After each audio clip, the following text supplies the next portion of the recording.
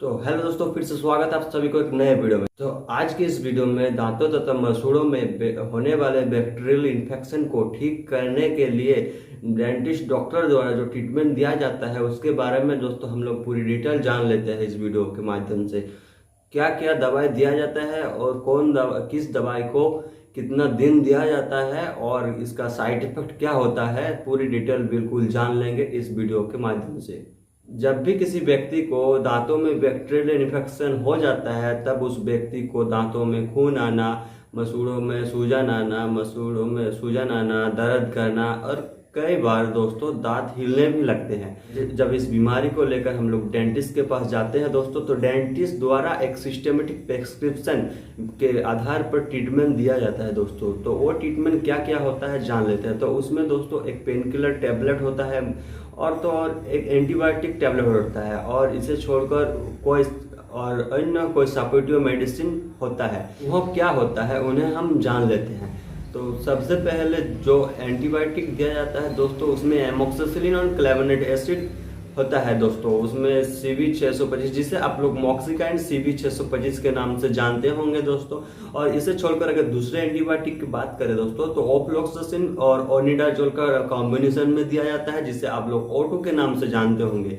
आसानी से medical store में मिल जाता है O2 के नाम से। इन दोनों में से कोई एक एंटीबायोटिक व्यक्ति को दिया जाता है। अगर व्यक्ति को मॉक्सिकाइन CV625 देते हैं, एमोक्सिसिलिन क्लेवेनेट एसिड एंटीबायोटिक देते हैं, तो दोस्तों उसके साथ व्यक्ति को मेट्रोनिडाजोल का टैबलेट जरूर दिया जाता है, जिसे आप लोग फ्लैजिल के नाम से जानते होंगे।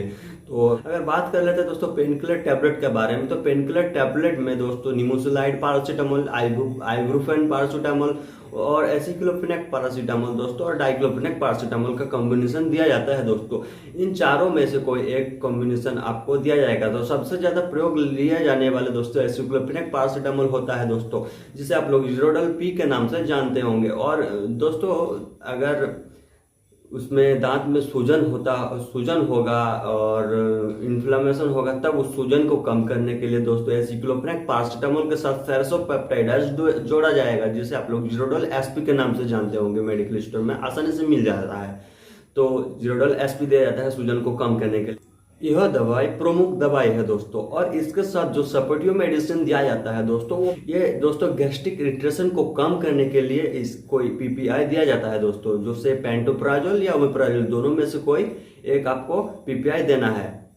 PPI दोस्तों जो पेन किलर देते हैं पेशेंट को और जो एंटीबायोटिक देते हैं, वो पेन किलर से जो दोस्तों गैस्ट्रिक इरिटेशन होता है पेशेंट को, पेट में जो गैस बनता है, उसी गैस्ट्रिक इरिटेशन को रोकने के लिए एक PPI जरूर सपोर्टिव मेडिसिन के आधार पर देना चाहिए, जिसे आप लोग पेंटोप्राजोल या ओमेप्राजोल दोनों में से कोई एक दे सकते हैं दोस्तों। तो ये क्या करता है दोस्तों PPI, जो पेन किलर या एंटीबायोटिक से जो गैस्ट्रिक इरिटेशन होता है पेशेंट को, उस गैस्ट्रिक इरिटेशन को दोस्तों ये दूर करता है।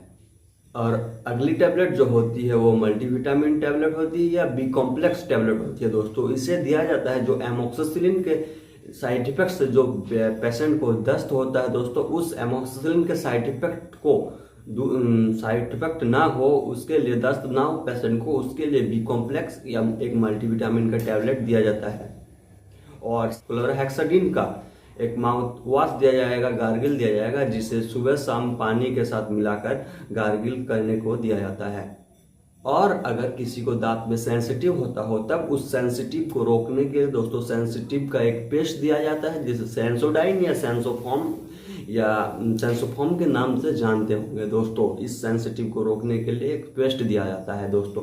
और दोस्तों अगर इसका साइड इफेक्ट के बारे में बात करें इन दवाइयों का, तो साइड इफेक्ट दोस्तों दस्त होना, वोमिटिंग होना, नोजिया, आहार नाली में जलन, छाती में जलन, पेट दर्द, उसके बाद दोस्तों एलर्जी होना, गैस्ट्रिक इरिटेशन होना, ये इसका कॉमन साइड इफेक्ट है दोस्तों। इन दवाइयों को लेने के बाद ये साइड इफेक्ट अगर आपको होता है तो डॉक्टर से तुरंत मिलिए और दवाई को बंद कीजिए। अब जान लेते हैं दोस्तों इन दवाइयों का सही डोज क्या रहता है, दवाइयों को कितना दिन तक लिया जाता है और इसका सही डोज क्या होता है। दोस्तों मॉक्सिकाइन CV625 को दोस्तों दिन में 2 बार दिया जाएगा, सुबह शाम BD।